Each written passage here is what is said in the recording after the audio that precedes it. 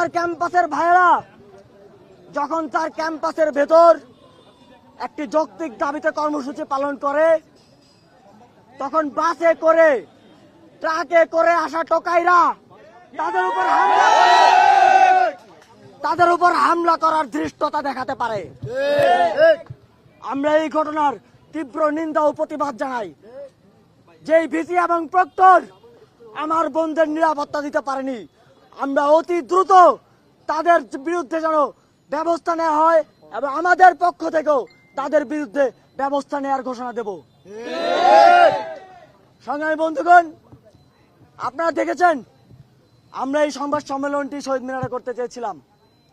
আমাদের ক্যাম্পাসে পুলিশ আমাদেরকে বলল আমরা নাকি যেতে পারবো না। আমরা বললাম আমরা রেগুলার স্টুডেন্ট, আমাদের আইডি কার্ড আছে। তিনি তারপরও যেতে দিলেন না।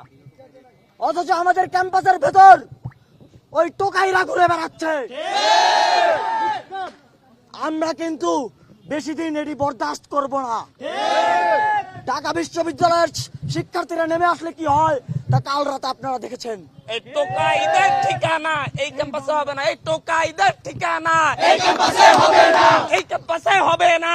টোকাইদের ঠিকানা টোকাইদের ঠিকানা এই ক্যাম্পাসে হবে না। সন্ত্রাসীদের ঠিকানা এই ক্যাম্পাসে হবে না। সন্ত্রাসীদের ঠিকানা এই ক্যাম্পাসে হবে না। আমরা স্পষ্টভাবে বলতে চাই, এইভাবে সহিংসভাবে এই আন্দোলনকে দমন করা সম্ভব নয়।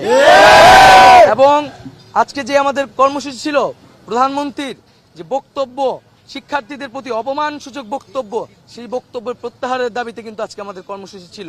আমরা এখনো আজকের এই প্রেস ব্রিফিং থেকে বলতে চাই, প্রধানমন্ত্রীর যে বক্তব্য, সেই বক্তব্যকে কিন্তু আমরা প্রত্যাহার করি, আমরা প্রত্যাখ্যান করি এবং আমরা নিন্দা জানাই। যে প্রধানমন্ত্রী হয়ে সরকারের সর্বোচ্চ জায়গা থেকে আমরা আশা করেছিলাম তিনি দেশে এসে কোটা সংস্কারের যৌক্তিক সমাধানের একটা পথ দেখাবেন।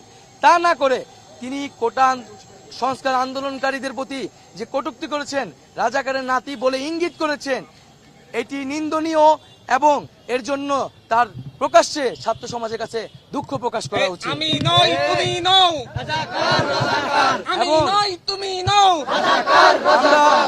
আমরা একই সাথে দেখেছি যে প্রধানমন্ত্রী শুধু আমাদের নিয়েই নয়, আমাদের শিক্ষকরা যে আন্দোলন করছে সেই শিক্ষকদের আন্দোলন নিয়েও কটূক্তি করেছেন। আমরা এটিরও তীব্র নিন্দা জানাচ্ছি। প্রধানমন্ত্রীর বক্তব্য এবং আজকে সারাদিনে যা ঘটেছে, আমরা সারা দেশের মানুষের কাছে আহ্বান করব, আপনারা নেমে আসুন, আপনারা সকল শিক্ষা প্রতিষ্ঠান শিক্ষার্থীরা নেমে আসুন, সাধারণ মানুষ নেমে আসুন, স্কুল কলেজ প্রাইভেট বিশ্ববিদ্যালয়ের সকল শিক্ষার্থীরা একযোগে নেমে আসুন এবং শিক্ষার্থীদের এই আন্দোলনকে সফল করুন এবং এই হামলার বিচার আদায় করুন।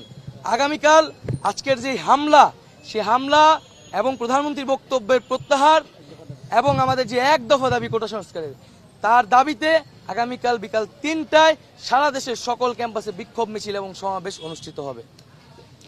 এবং সারা দেশের সকলকে আহ্বান করব যে আপনারা এই বিক্ষোভ মিছিল সমাবেশে সাধারণ মানুষকে অংশগ্রহণ করিয়ে এই মিছিলকে বড় গণজমায়েত তৈরি করুন এবং বৃহত্তর গণ আন্দোলনের দিকে আমাদেরকে যেতে হবে। কারণ এই আন্দোলন শুধু আর ছাত্রদের আন্দোলন নাই, এই আন্দোলনে যখন সরকারের জায়গা থেকে, সর্বোচ্চ জায়গা থেকে পরিকল্পনা করে উস্কানি দিয়ে এই আন্দোলনকে দমন করার চেষ্টা করা হচ্ছে, সাধারণ মানুষকে এই আন্দোলনে নেমে আসতে হবে। এবং আগামীকাল আমরা বিক্ষোভ মিছিল সমাবেশ করব এবং এরপর আমরা সারা দেশে অবরোধ কর্মসূচি ঘোষণা করব।